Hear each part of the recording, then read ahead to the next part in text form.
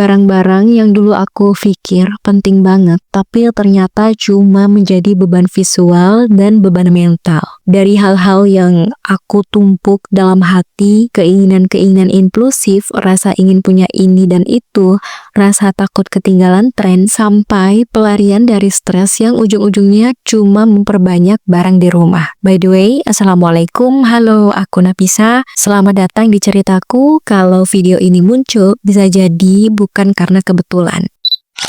Kadang aku buka lemari dan tiba-tiba mood langsung turun. Ada banyak baju yang gak pernah aku pakai. Ada skincare yang udah expired. Ada alat masak yang dulu aku beli karena lihat di video estetik di TikTok. Tapi sekarang diam aja di pojok dapur penuh debu. Aku sampai pernah menemukan barang expired yang bahkan aku lupa aku pernah beli, dan itu membuat aku bertanya ke diri sendiri, kenapa sih aku beli ini? Kenapa aku kumpulin barang-barang yang bahkan gak aku pakai? Apa yang sebenarnya aku cari dari semua ini? Lama-lama aku sadar, rasa sesah itu bukan cuma dari barangnya. Hidup minimalis adalah tentang kemenangan kecil yang pelan-pelan membuka ruang di rumah, di pikiran, dan di hati. Karena dalam Islam pun kita diajarkan untuk tidak berlebihan. Bahkan ada salah satu ayat yang menyatakan kalau misalnya kita boros seperti saudaranya Saiton, dan itu bukan hanya tentang uang, tapi tentang waktu, tenaga, perhatian, dan ruang. Teman-teman, hari ini aku mau bahas 5 langkah inti hidup minimalis versi lembut. 5 langkah yang gak bikin kamu stres, gak bikin kamu capek berlebihan, tapi pelan-pelan membawa kamu ke hidup yang lebih lapang. Dan seperti biasa, kita mulai dari kesadaran sebelum tindakan melalui kata hati. Karena perubahan itu lahir dari sadar dulu, bukan dari motivasi yang mendadak. Langkah pertama adalah audit barang di rumah sebagai latihan melepaskan. Teman-teman, audit barang di rumah adalah langkah pondasi hidup minimalis. Bukan beres-beres besar, bukan juga renovasi rumah. Audit adalah melihat, menyadari, dan mengakui apa yang selama ini tidak kita lihat dan tidak kita pakai. Teman-teman bisa luangkan waktu 1-2 jam dan pilih satu titik kecil. Misalnya lemari pakaian, rak dapur, laci meja kerja, atau sudut kamar yang udah lama kita hindarin. Audit itu bukan sekedar sortir barang. Audit adalah latihan mental untuk berkata, aku tidak harus menyimpan semua ini. Ketika kamu memegang barang yang sudah tidak berguna, sebenarnya kamu sedang memegang cerita lama. Mungkin cerita tentang impuls belanja, tentang pelarian saat stres, atau tentang harapan muluk ala tahun depan aku pasti pakai ini. Teman-teman, dalam Islam kita diajarkan bahwa keberkahan itu muncul ketika sesuatu berada pada tempatnya. Barang yang menumpuk sejatinya dia tidak berada di tempatnya. Barang-barang kadaluarsa juga tidak berada pada tempatnya. Dan barang-barang yang kita simpan karena kita gengsi pun itu tidak berada pada tempatnya. Audit barang adalah latihan pertama untuk mengembalikan segala sesuatu ke tempatnya. Sebagian disimpan, sebagian dilepas, dan sebagian disedekahkan. Dan sedekah barang itu sama berharganya dengan sedekah uang. Bahkan kadang lebih bernilai karena barang itu memberi manfaat secara langsung pada orang lain. Hati kita akan ikut lapang ketika melakukannya. Kemudian langkah yang kedua adalah menyusun ulang anggaran sebagai bentuk sadar nikmatnya Allah. Anggaran itu bukan tentang membatasi diri sampai tersiksa, bukan tentang jadi pelit, tapi anggaran itu cara paling lembut untuk berkata pada diri sendiri. Kayak aku ingin hidup lebih sadar, bukan hidup yang mengikuti nafsu. Dengan anggaran baru yang lebih jujur, kita akan melihat mana yang benar-benar kebutuhan dan mana yang sebenarnya cuma pelarian aja. Misalnya kayak belanja impulsif itu sering datang dari rasa kosong. Kita sering mengganti perasaan tidak nyaman dengan paket yang datang 2 hari kemudian. Dalam Islam, kita diajarkan yang namanya keseimbangan atau balance. Tidak boros, tapi tidak kikir. Tidak hambur-hambur, tapi tetap menikmati rezeki Allah dengan cara yang baik dan halal. Teman-teman, anggaran itu membantu kamu kembali ke posisi balance itu. Posisi yang tenang, tidak dikejar keinginan, dan tidak dikuasai oleh nafsu konsumtif. Kemudian, langkah yang ketiga adalah kita menerapkan rule of 3 days sebagai rem nafsu konsumtif.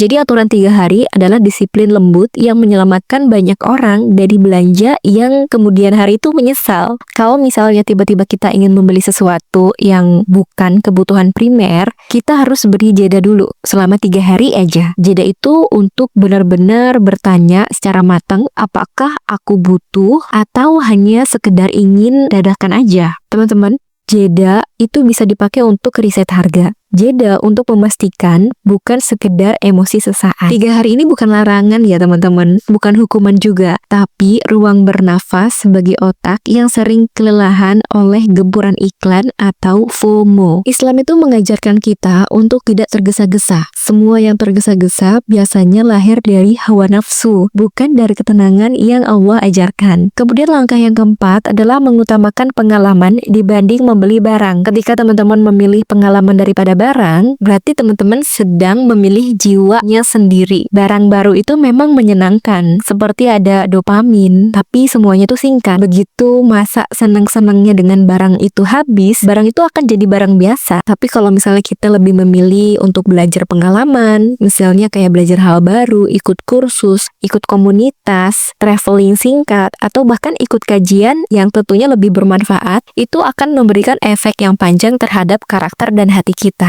Teman-teman, pengalaman itu sejatinya mewarnai pikiran. Sedangkan barang itu hanya memenuhi ruang, apalagi kalau bukan bagian dari kebutuhan primer. Ketika kita mulai mengutamakan pengalaman, secara tidak sadar kita pelan-pelan keluar dari gaya hidup yang punya banyak tapi merasa kosong. Kita akan masuk ke gaya hidup yang punya cukup dan merasa cukup. Teman-teman, dalam Islam itu diajarkan bahwa hati yang tenang adalah rezeki yang terbesar. Pengalaman sering membawa kita kepada ketenangan itu, sedangkan barang jarang sekali melakukannya. Kemudian langkah yang terakhir atau langkah yang kelima adalah digital declutter sebagai pembersihan hati secara modern. Mungkin secara nggak sadar kita tuh sering merasa rumah penuh ya, padahal yang sebenarnya penuh itu kepala kita. Notifikasi, email, subscription digital, atau aplikasi yang nggak pernah dipakai. Bahkan ada foto yang jumlahnya ribuan, tapi fotonya tuh sama. Biasanya tuh buat perempuan-perempuan yang suka selfie gitu.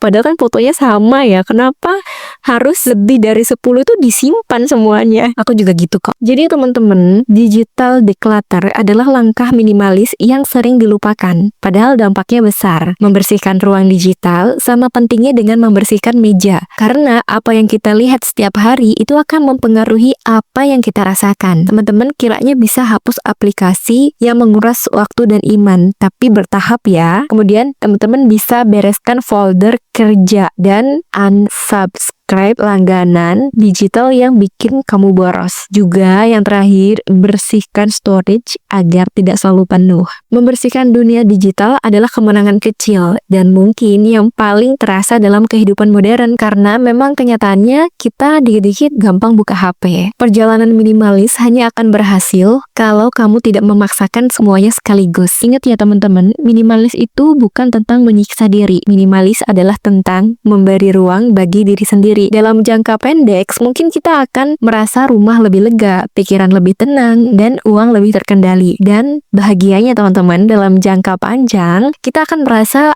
hidup itu lebih bermakna. Kita nggak lagi dikuasai barang, kita nggak lagi dikuasai hamba diskon, dan tidak lagi merasa kurang setiap melihat sosial media. Jadi teman-teman, kemenangan kecil ini membangun momentum. Momentum membangun kebiasaan, dan kebiasaan itu yang membentuk hidup yang Allah berkahi. Teman-teman, jangan pernah membereskan semuanya sekaligus sampai capek. Jangan berharap motivasi akan selalu ada. Jangan terjebak pada perfeksionis dan jangan menyalahkan diri ketika gagal. Teman-teman coba deh malam ini buatlah list barang yang benar-benar kita butuhkan. Kita bedakan mana antara yang perlu dan yang ingin. Lalu kita buat implementasi target. Misalnya, jika aku selesai memakai sesuatu, maka aku akan mengembalikannya ke tempat semula. Itu adalah sebuah tantangan dan teman-teman bisa memulai tantangannya dari 7 hari, kalau berhasil 10 hari, kemudian 14 hari, dan 30 hari untuk menaruh barang kembali ke tempatnya. Tantangan ini kecil teman-teman, tapi efeknya besar. Jadi selamat mencoba ya buat teman-teman. Semoga Allah lapangkan rumahmu, lapangkan pikiranmu, dan lapangkan hatimu. Semoga kehidupan yang sederhana ini bisa mendekatkanmu pada keberkahan. Teman-teman harus ingat ya, seperti apa yang pernah aku bilang di video sebelumnya, bahwa minimalis itu bukan miskin, minimalis itu bukan pelit, tapi minimalis adalah cara kita memaknai hidup dengan keberkahan. Asal minimalisnya jangan ekstrim, tapi sewajarnya. Karena Allah itu mengajarkan kita untuk balance atau seimbang antara bidang satu dengan bidang yang lain. Teman-teman, terima kasih banyak sudah mendengarkan sampai akhir. Aku minta maaf ya kalau ada salah kata atau pengucapan dalam video ini. Oh iya teman-teman, kalau misalnya suka dengan video ini, boleh di like dan di komen, atau mungkin mau komen untuk saran. Sampai ketemu di next episode. Aku akhiri, billahi fisabilil haq, fastabiqul khairat. Wassalamualaikum warahmatullahi wabarakatuh.